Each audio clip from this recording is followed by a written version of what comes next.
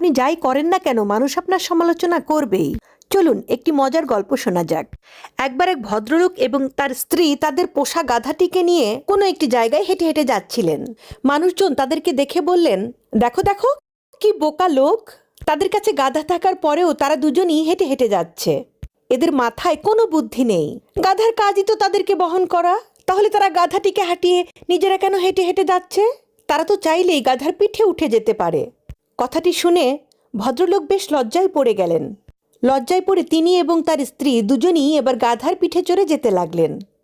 তখন চারপাশ থেকে আবার মানুষ দেখে বলল, দেখো লোকগুলো কি নির্দয়, তারা দুজনে মিলে এই ছোট গাধাটির পিঠে চড়ে উঠেছে। গাধাটির কথা তারা একবারও চিন্তা করলো না। নির্দয় পাষাণের মতো দুজন মোটা মোটা লোক এই গাধার পিঠে চড়ে চলে যাচ্ছে।